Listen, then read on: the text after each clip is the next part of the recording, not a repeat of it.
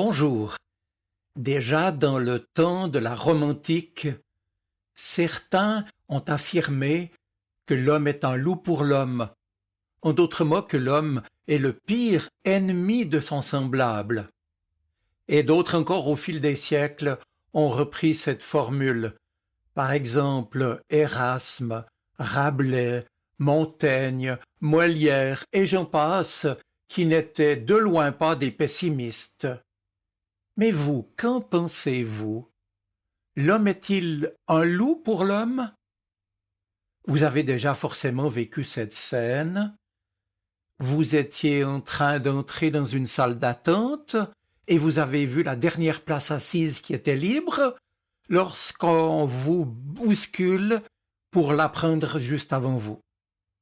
Ou bien étiez-vous dans une file pour entrer dans un lieu public ou pour payer à la caisse, et voici qu'une personne joue des coudes pour se glisser dans la file juste avant vous. C'est vrai qu'il est difficile de ne pas se dire, même dans les plus banales des scènes quotidiennes, que l'homme est un loup pour l'homme. Et puis, bien plus grave alors, l'âpreté des intérêts économiques, l'orgueil, la quête de la réussite, de l'argent, du pouvoir, fût-ce par la violence et la guerre, peu importe les moyens, nous démontrent hélas que nos semblables rivalisent souvent d'agressivité, d'imagination et de stratagème pour marcher sur les autres afin d'obtenir ce qu'ils désirent. Oui, chacun veut légitimement ce qui est bon pour lui et, malheureusement, chacun se croit seul juge des moyens nécessaires pour y parvenir. Cela démontre, au moins d'un point de vue pragmatique, que cette expression « l'homme est un loup pour l'homme » est une vérité, même si c'est une vision pessimiste de la nature humaine sans scrupules, qui poursuit si besoin ses intérêts au détriment des autres. Cela dit, cette affirmation n'est pas du tout vraie pour le loup, vu que les loups, contrairement aux hommes, ne se mangent pas entre eux. Mes amis, alors que ce que je viens de dire évoque la vie en société comme faite de menaces et de luttes de chacun contre chacun, il est précieux pour nous les chrétiens de nous souvenir de cette parole de Jésus qui tranche radicalement avec ce qui précède, quand il affirme à ceux et celles qui veulent le suivre, je cite, « C'est à l'amour que vous aurez les uns pour les autres qu'on reconnaîtra que vous êtes mes disciples. » C'est en Jean chapitre 13, verset 35. Mais alors, comment est-ce possible de développer de l'amour pour tous ceux que je rencontre? C'est presque impossible, incompatible avec mon humanité. Et pourtant, Jésus de Nazareth, un homme comme nous, l'a vécu. Il a aimé sans limite, sans condition, quand c'était facile avec ses amis, bien sûr, et aussi, et surtout, quand c'était difficile, jusqu'à pardonner, souvenez-vous, à ceux qui l'ont fait mourir sur une croix dans des souffrances atroces. Et cet amour qu'il a vécu sans condition dans sa vie terrestre est toujours actuel. Et c'est lui qui nous permet de découvrir chaque jour davantage que Jésus m'aime là où je suis, dans ce que je vis, dans ce que tu vis. D'ailleurs, j'ai, parce que c'est lui qui me la donne, la liberté, le choix d'en vivre ou non.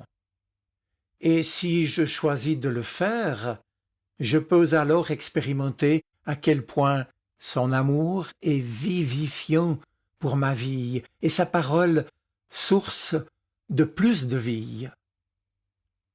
Contrairement à ce que pensent certains, les hommes ne sont pas frères simplement parce qu'ils seront tous dotés de raison et de liberté, mais parce qu'ils sont les enfants d'un même Père, et le fondement théologique de la fraternité, c'est bien l'amour trinitaire de Dieu Père, Fils, Esprit.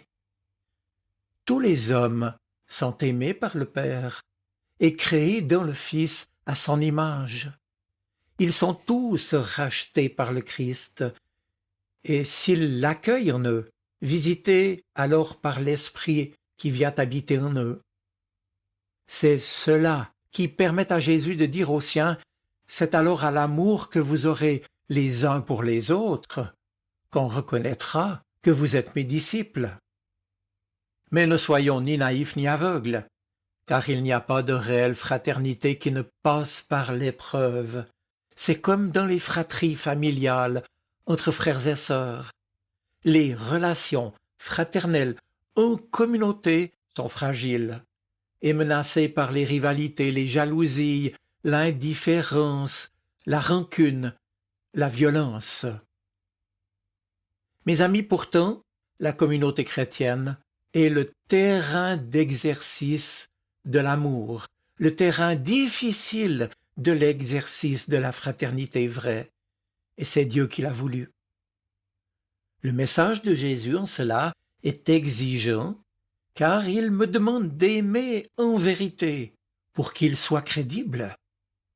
Il ne s'agit pas de faire semblant d'apprécier l'autre d'une manière hypocrite, pensant je ne sais quoi de contraire, mais il s'agit d'aimer avec son cœur, sachant que souvent il me faut faire appel à la fois bien sûr à ma volonté, mais aussi à l'aide du Seigneur, pour vraiment aimer l'autre, le respecter, en penser et en dire du bien. Il y a ici un combat à mener contre moi-même, avec mon humanité faillible, mes instincts, mes désirs, ma réalité blessée parfois, qui a tellement besoin de reconnaissance et d'amour. Oui, tellement que l'autre alors peut facilement être perçu comme un ennemi menaçant, un étranger, un être dont je dois même me méfier ou me protéger. Or, au cœur de ma propre réalité humaine, et plus fort que mes réactions instinctuelles, que mes désirs, j'ai comme chrétien le privilège de savoir que je suis aimé d'une manière inconditionnelle par le Christ, qui nous redit à chacun, qui te redit que nous sommes uniques et irremplaçables. C'est donc avec la force que me donne ma foi que je peux dépasser les pulsions et les désirs de mon seul instinct humain, que je découvre la présence de Dieu qui m'habite, qui demeure au plus profond de mon être, qui fait de moi un temple de l'Esprit Saint. Dès lors, l'objectif que Christ fixe pour moi, même si l'autre m'agace ou me dérange, c'est de découvrir en lui ou en elle un frère ou une sœur, découvrir en lui ou en elle une personne, elle aussi aimée de Dieu. Et riche de tout cela, un jour, je pourrais être reconnaissant d'avoir grandi en amour, et même rendre grâce à Dieu d'être devenu un peu plus capable d'accepter la différence comme une chance. Travailler sur soi, c'est cesser d'espérer que les autres changent. Elle ou lui ne sera jamais parfait, je ne serai jamais parfait, mais c'est un beau défi, un beau chemin d'humilité, un chemin d'humanité et de fraternité vraie, un défi voulu par le Christ. Pardonnez, ne vous mettez pas en colère, ne faites pas de serments, etc. Jésus semble donner des consignes très pratiques à ses disciples tout au long de son sermon sur la montagne que nous pouvons lire dans l'évangile de Matthieu. Or, ces recommandations s'opposent précisément aux usages habituels, puisqu'à la place de la vengeance, il nous appelle à pardonner, etc. Mes amis, les chrétiens ne se distinguent donc pas par une obéissance particulière à telle ou telle loi, mais par une manière de vivre, à l'exemple de Christ, dont ils sont, dont nous sommes, les témoins. Et Jésus fait ici appel à notre cœur, et ce qui compte n'est pas seulement notre comportement extérieur ou ce que nous disons, mais notre attitude intérieure. Attitude de colère, de convoitise, de mensonge et j'en passe, il s'agit dès lors de laisser le Seigneur scruter notre cœur, de le laisser nous habiter et nous transformer petit à petit pour nous conduire à l'amour. Et c'est ainsi, par l'action de son esprit en nous, qu'il nous rend de plus en plus semblables à Jésus-Christ. Jésus qui ne vient pas pour nous faire des leçons de morale, mais qui est venu pour faire de nous des enfants de Dieu, et pour nous donner les moyens de vivre en enfants de Dieu. Il ne s'agit donc pas, mes amis, de seulement rejeter l'égoïsme et la haine, mais d'adopter, comme le dit Jésus, la justice de Dieu. Être juste comme Dieu est juste dans l'amour. Car en fin de compte, ne pas se mettre en colère, ne pas mentir, etc., ce sont surtout des manières d'être des justes au sens du Seigneur, des manières d'être comme lui, d'imiter le Christ dans son agir, lui qui n'a jamais été un loup pour quiconque. Il nous fait des recommandations, oui, mais il nous donne en même temps la force de les suivre. C'est un don de Dieu qui nous permet de vivre comme Jésus qui est le modèle de chacun de nous. C'est à l'amour que vous aurez les uns pour les autres qu'on reconnaîtra que vous êtes mes disciples. Autrement dit, vivez en vérité, en accord avec mon Père. Et moi, dit Jésus, je vous donnerai la force pour l'accomplir. Non seulement ne pas commettre de meurtre ou ne pas commettre d'adultère, etc., mais en vérité, intérieurement, ne jamais considérer l'autre comme un objet qu'on peut utiliser.